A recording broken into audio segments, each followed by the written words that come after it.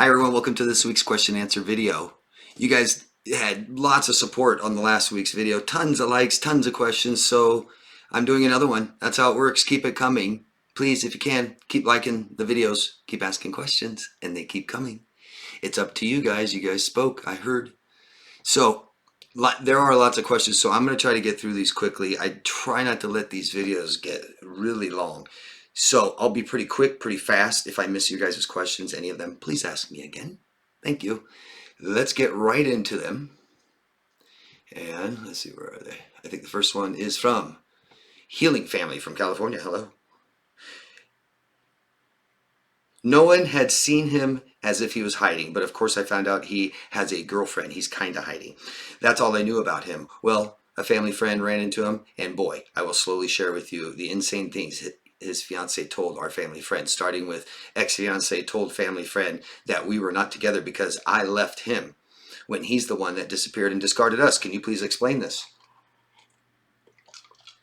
Well, guessing, because I can't claim I know what he's thinking or doing in his head, it appears, here's some things it could be, if not all of them. He hasn't or doesn't want to face what he's done. He may feel guilty. This allows him to not face that guilt. This allows him to not look at himself, to blame you. Also, he wants the new girlfriend to not think that he's going to do this. He knows he messed up. He knows he just threw it all away and walked away. He gives up. He can't do it. He can't have relationships. They're too stressful for him, and he bails, doesn't he? And so he wants to reassure her, I'm not going to do that to you. It's reassuring himself. He's not facing reality of why he does this. He's most likely going to end up doing it to her too. But he doesn't want her to know that he's done it, so she's not afraid that he'll do it to her because he's afraid he'll do it to her. And let's see, we've got doesn't have to face his own guilt, doesn't have to look at himself, doesn't let her know that he might do this to her, that he's the bad guy, and he gets to play the victim. All in one. All those things he gets to do by just one false narrative. Does that sound right? What do you think? Tell us your locations, guys. Don't know where you guys are from. Let us know. Sherbert 777 Red. Don't know where you're from. There are some great images depicting the BPD cycle within relationships, similar to narcissistic cycles. In my experience, I'd say BPD is worse. Narcissists tend to actually leave. BPD tend not to give up that easy.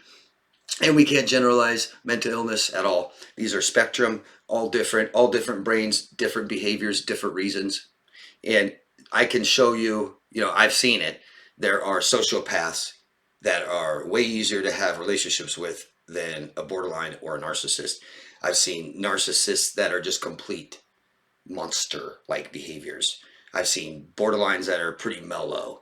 So it's all spectrum. You're going to have a borderline that's worse than a sociopath, a psychopath, and a narcissist. You're going to have a narcissist that's worse, just like that. We can't do that. It's our own personal experiences that we judge these things on anyway.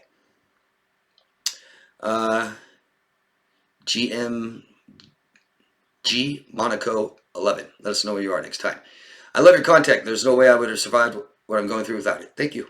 My suggestion with your Q&As is to be more specific about the content in the description page. Dun, dun, dun, dun, dun. I got that by far. Getting recognized, so well deserved. Thank you. You're being really supportive. Thank you. I just can't read this to everyone else, but I appreciate it. You said my information has been life-saving. You've been in a relationship and share a child with someone who has BPD. Uh-oh. Recently, her mask fell off with the courts and Child Protective Services, and I got my house back and my son back and my car back. That's like playing a country song backwards. I'm at her 2 years ago on Tinder. You met her on...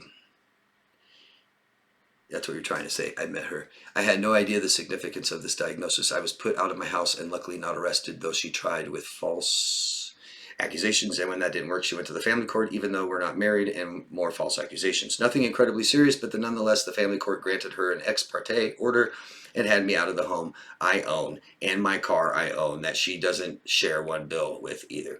Her problems are much worse than borderline. That's extreme narcissism. That's when you add NPD to BPD. Just made a video about it last week.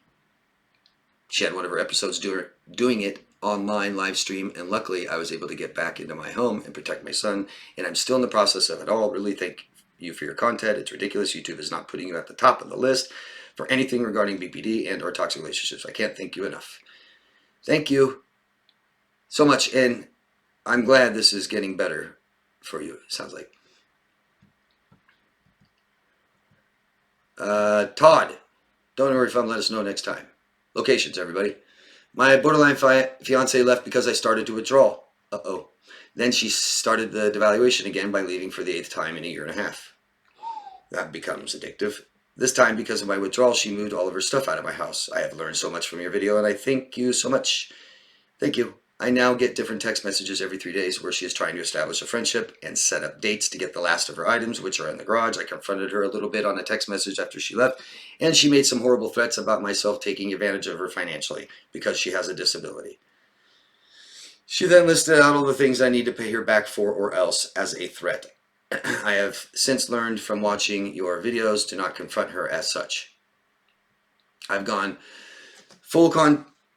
not gone full contact yet. I think even like no contact yet because she has items in the garage. My question, should I be very careful when she comes to pick up her stuff because I feel like there's a reason she's delaying the situation?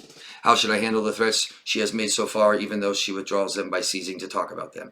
What can I do preemptively? She collects disability for bipolar but says she does not have it. I learned by investigating that she was diagnosed as a child with BPD. But I guess she plays everyone including her doctors and children. That's typical. I knew her in high school, so she was an old friend. Not a good one. Then she moved in with me after a month of online texting because I thought I was saving her from her abuse. So you moved her in your house after a month of texting. That also takes some responsibility. And you thought you were saving her from her abusive husband that was going to kill her. No, he's probably just like you. She might have done the same thing to you. I now realize she told me was most likely a lie. Again, thank you so much. You're effing awesome. Thank you. And you told us you're from Denver, Colorado. I see that now. Thank you for telling us. So she's leaving her stuff there, not picking it up, so she still has feeling of control over you. She's accusing you of all kinds of things, so she has control over you. She is accusing you of being a horrible person, but then willing to work it out. Do you see that? She just simply hates herself and can't be alone with herself. And we hope that she meets another guy, another victim that takes her attention and focus off of you. What I suggest is never, ever communicate with her again. Never, ever, ever be around her physical presence again. If she comes to pick up her stuff, you better not be there because that's where the false accusations get you in jail. What you can do is take all her stuff and you take it to somewhere she knows. Take it to her work, take it to a friend's house, take it to her family's house, drop it on the damn driveway and take photos of it. Make an attempt to give it back. After 30 days, you can destroy it. But you can also put it into a storage unit, put a lock on there, send the key, combination, whatever, address, unit number to somewhere for her to have it. That's it. Document these things so there's proof, but do not contact her again. Do not reply to anything she does again. Do not ever, ever be alone with her, ever. Okay? And I would hire support. Hire me and I'll help you even more. Daniel, right. Don't know where you're from. The sudden withdrawal of emotional connectivity was always rough on me. Oh, Dan from Nebraska here. Hi, Dan from Nebraska. I need that connection. It's critical. Good. It's good you know that. Not all people do. She doesn't. My question is, how is it a potential BPD individual can go indifferent in an eye blink, especially not in a person? Messenger was the worst. Ultimately being traded off so easily in the end is burned into memory forever. I doubt she feels one bit of pity or remorse. I'm sorry, Dan. She may not. So psychological splitting is damaging to people around them. I made a video about it. Go look at my BPD playlist. That's what it is. Psychological splitting. It's a defense mechanism that has been working for her, not very effectively, but it makes everybody bad the second that they aren't there to give her what she wants and needs. Then you're evil. There's no gray area, Dan. You were amazing, and now you're evil. You're amazing. You have what I need to keep me alive. You made me feel bad. You're evil to protect me. That's it. And it's extremely damaging. I'm sorry. Emotional connection is an emotional need that's vital for relationships, but it just so happens, unfortunately, that not everybody does it. The people that need it now, if you know you need emotional connection, that means you had it in childhood. If you're dating a borderline or a narcissist, they don't emotionally connect with people, so you're in a relationship with someone that doesn't emotionally connect with someone. Why? If you need it. Why? They're in relationships, they never emotionally connected with someone growing up. That's a part of their disorder now. And so they don't need it. They don't try to emotionally connect with people. Matter of fact, you start emotionally connecting with them, they feel vulnerable, insecure, they push you away, avoid it. Then they tell you that you don't emotionally connect with somebody. So it's good that you know you need it. That means you've had it, Dan. And now you need relationships with other people that emotionally connect. You can't have relationships with people that don't emotionally connect. The reason that you did is because you had at least one of your caretakers that did not emotionally connect with you. You had somebody that didn't have to be the other parent. Both of them may not have emotionally connected with you. Maybe it was your babysitter or your grandmother or friends. And you emotionally connected with people, Dan, but you also had a caretaker that didn't. So you have a relationship where you're seeking it with somebody, and then you're accepting not having it over time.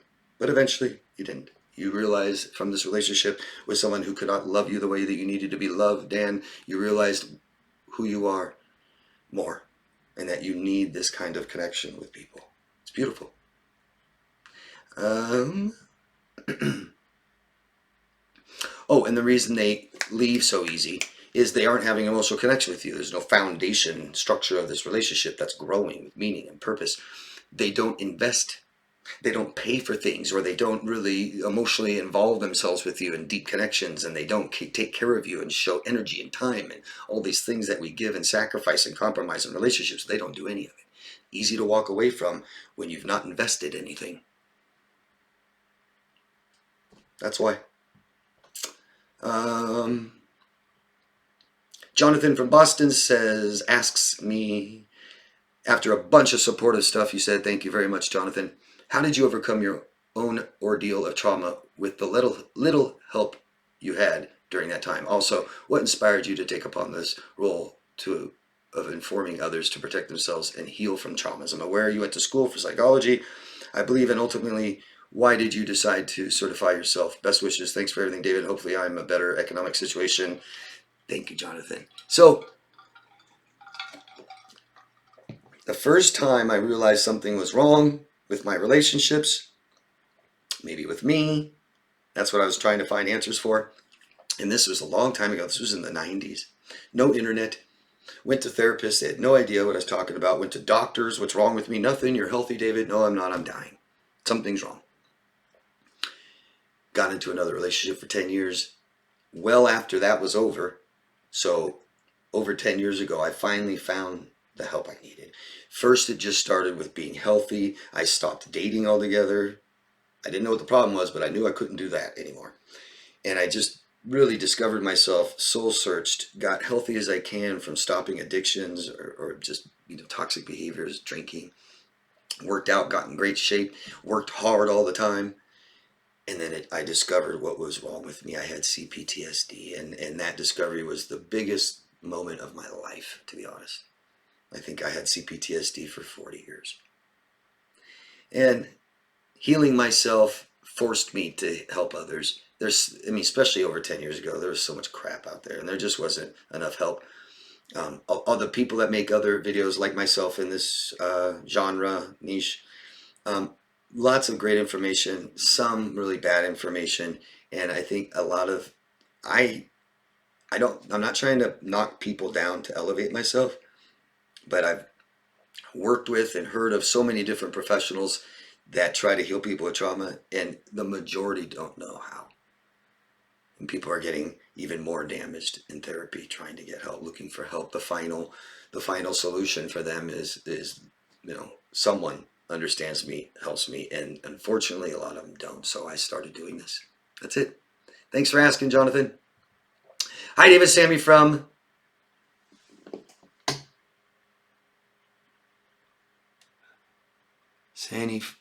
Sammy from, I don't know what MTL is. Mount something? I don't know. I'm sorry. Big M, little T, big Little L. I don't know. Sorry. After dating someone with BPD, I met someone on Facebook dating. I already know where this is going. I dated toxic women, and so I went online to date another person. Always abysmal.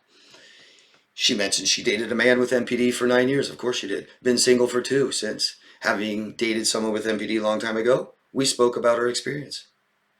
That's the beginnings of trauma bond. We aren't healed yet. We share our traumas. She seemed to really appreciate it, I bet. She hasn't been to any therapy that she needs. I felt like she had CPTSD. She might. Made me listen to arguments with her. Made me listen to arguments with her. And she recorded, which I found weird. Yeah. If people record conversations unknowingly with other people, they'll probably do it with you. And it's usually used to blackmail them. We finally met, and I had a great time with her. She even asked me if we could see each other again. And the last date she had, the guys would not want to see her again. What I noticed is one day she was hot. The following day, very cold. I'd pull away a couple of days. She'd reach out warm. She seemed very interested, but when I questioned why she would get distant on some days, she said she saw signs of jealousy in me. I merely was curious why she was distant. I asked to see her again after we spoke for a long time on the phone. She only replied, it felt weird. Why is someone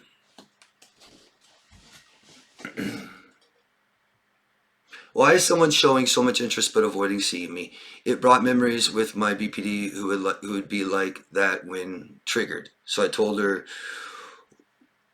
we should just be friends. Said I'm seeing rejection where there is none, lack of trust and jealousy. I'm wondering if being with cluster B's messed up her CPTSD, is triggering her. And she's seeing signs of jealousy and mistrust where there isn't. Or was it just normal female behavior testing me and I failed? Oh, sad. I'm sorry that you're questioning yourself like that. And, I can't tell you what I can tell you what she's doing and why, usually. It sounds like she has more than CPTSD. I had CPTSD for 40 years. I never acted like this. And it doesn't mean that someone just with CPTSD won't. But these kind of behaviors are usually more. She dated someone with a personality disorder for 9 years. That's not healthy no matter who you are. Did she get help? No. Is she better? Nope. This could be hypervigilance. This could be emotional avoidancy. My guess is she's not healed from any of these experiences that she can't heal, that she doesn't heal.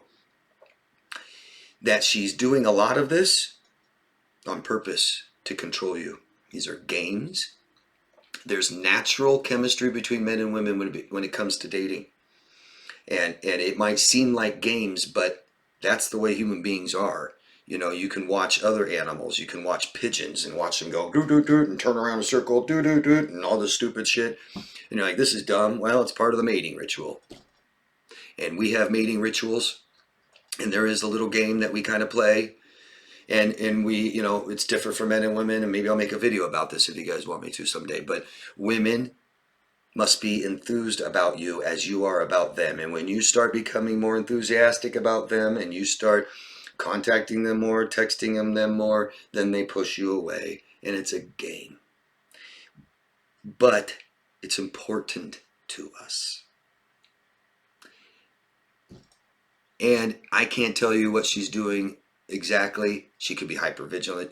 This is emotional avoidancy. It's like an attachment style too. There's an attachment style that's avoidant, and there's also emotional avoidancy where people seek out attachments, and as they get close, they push them away. They don't emotionally connect with people. There's a personality disorder for it, avoidant personality disorder, things like this. So it sounds like her mental illness is probably more severe than CPTSD.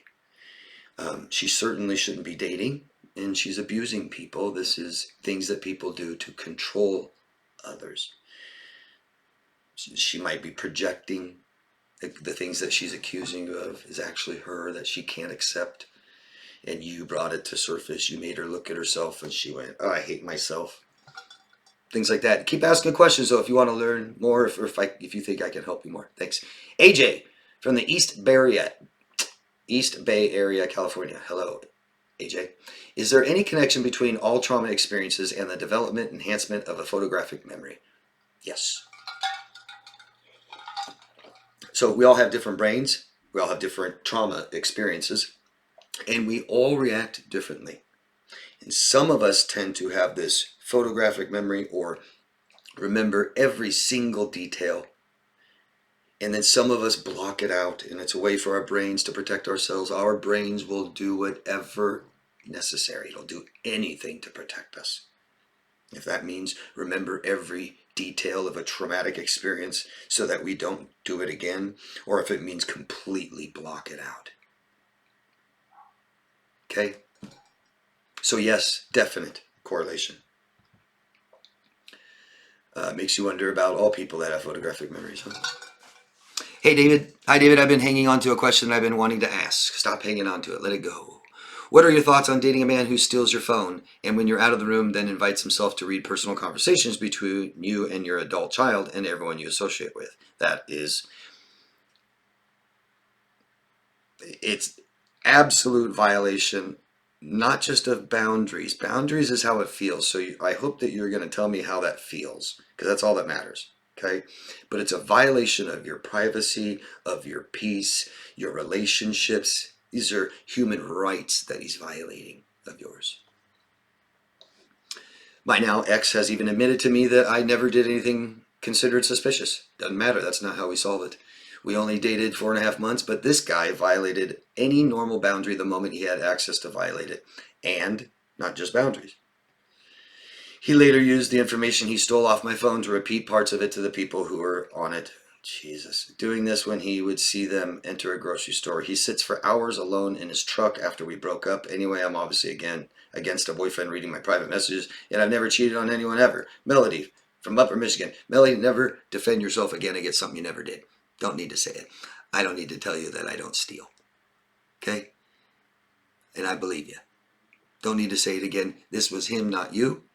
This is somebody who's paranoid, but more so can't offer security to himself.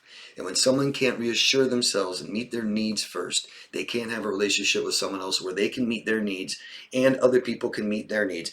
They can't meet their needs if they can't emotionally care for themselves. They are not loving themselves. And if they can't love themselves and care for themselves, they can't love and care for someone else, and you can't care and love them. They won't let you. That's what's happening. He sits in a truck by himself, miserable, can't make himself feel better, and he thinks everybody else can. Whether I tell him I'm a victim or talk shit about somebody else or control their phone calls, whatever it is. But thank you. Healing David. Hello, David. Healing family from California again. Hello. As you know, I just shared a family member ran into my ex-fiance and he told them that I'm the one that left him. He's the one that disappeared and discarded us. Throughout their conversation, ex-fiance kept asking family member over and over if he had seen me and our kids. Basically, he asked family member more than 5 times about me and our kids and if they knew anything about me and the kids. David, ex-fiance has new girlfriend and she's pregnant, so why in the world is ex-fiance wanting information on my and our kids in an impulsive way? I would love your thoughts on this. This creeped me out. Remember, he hates himself. Remember? And it's toxic shame. It's like when we lose somebody, our worst experience, and this is when we become so critical with ourselves. It's us accepting ourselves with this person gone, really examining, introspecting, and it hurts and it causes situational depression. Not for everybody. People that are the most emotionally intelligent don't do this. They love who they see. No reason for depression, but most of us do. We're not there yet. He can't look at himself at all. It hurts too much at all. So we can't heal. It's a process. It's grieving, and we take these stages, and it's all closer to acceptance is the final stage of grieving. I accept this. And he won't look at himself. So he won't look at himself so he doesn't go through these stages of grief, and he won't accept that it's over. What he's battling with is himself, not you two, you and your children. He's battling with himself. He cannot look at himself and he cannot accept himself. So he goes on to someone else and has a kid with them, and that's how he keeps losing himself more and more. Number one way, end a relationship, go right to a new one. That's how we feel empty inside. It's a pattern that will repeat itself over and over again, just like all the other ones you've noticed. Just like he can't apologize, just like he can't change and fix behaviors and become a better version of himself. It all starts with looking at me, and if I hate me and it hurts too much, I won't do it. I'll hide it and distract it with a new person and a new baby. Same thing's going to happen. You'll hear about it. He'll leave them. Or she'll leave him. Stephen. So who or what are borderline attracted to and why? Thank you.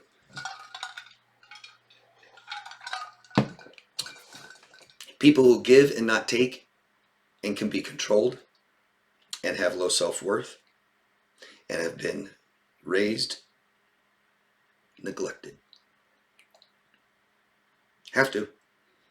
If you have adult relationships that are neglectful, meaning you're not getting your 10 emotional needs met, which borderlines will not do, if they don't, and we stay, that reflects our childhood relationships. We were neglected in childhood. It's a must. Sprinkle in codependent behaviors, low self-worth. I'm not worthy of someone healthy. I'm not worthy of someone that makes me reassured that they won't leave me. I'm not worthy of someone that won't cheat or lie to me. Right? Has to be. It was the hardest thing for me to admit. But I finally did. Finally looked at myself. Or at least saw myself. Someone that has an unstable parent, mom or dad, emotionally unstable, alcoholic, can't hold a job, lots of fighting, things like this, maybe one of those things. People that didn't get enough love growing up and mistake stroking their ego as love. Who mistake being relied on, needing as love. What do you guys think? I bet most of you don't agree with every single thing I say. Thanks for asking. JR, Tennessee, what's up, JR? Good to see you. Why do toxic people expect other people to entertain them? Let me entertain you. Well, that's not all you got to do. You got to entertain them. You got to be their therapist. You got to be their doctor. You got to be their teacher. You got to be their dad, their mom, their brother, their sister, their best friend forever, and their kicking post. Don't you? We play many roles in the borderline's life, or toxic people's life, don't we? One of them is entertaining them. Why? Signs of someone who doesn't have a good relationship with themselves, lacks self-awareness, are boredom. People that easily are bored. People that have lots of anxiety. People that are very depressed. People that worry. Means I don't like to be by myself or alone, or I just can't make myself feel better, reassure myself, calm myself down. Because just like a relationship in any that you have with another person, communication is important, and a connection and awareness is important, and we have to have that with ourselves too. And that's why we start talking to ourselves out loud again. Thanks, JR.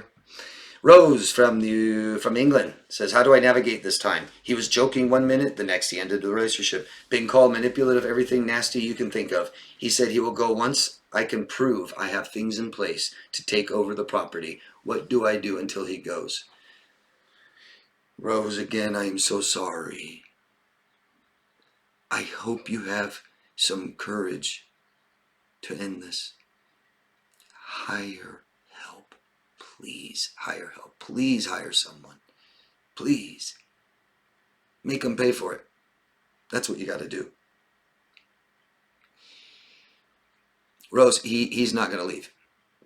He's not going to leave, and he jokes with you, and we know that the joking is really hidden criticism. And then he says he's going to end the relationship. And then he calls you manipulative, projection, says everything nasty to you, verbally abuses you, emotionally abuses you, and then says, I'll leave once you can prove you can take over the property. You can take over the property today. Why do you need to prove it?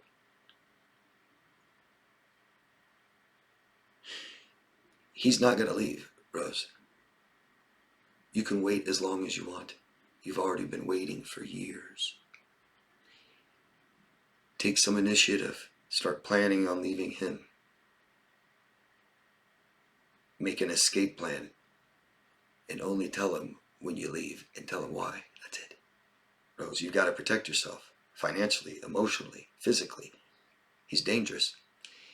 Hire someone that knows how to help you with this and come up with an escape plan and gives you support and helps you understand things and maybe gives you a little courage. These kinds of changes are the hardest things for us. They require the most courage. You've never done this before. So get help from people that have helped people do this before. Okay, Rose? I'm proud of you for even just considering leaving and finally being with you. You're going to have to get a sense of yourself back, Rose. Start detaching from this man.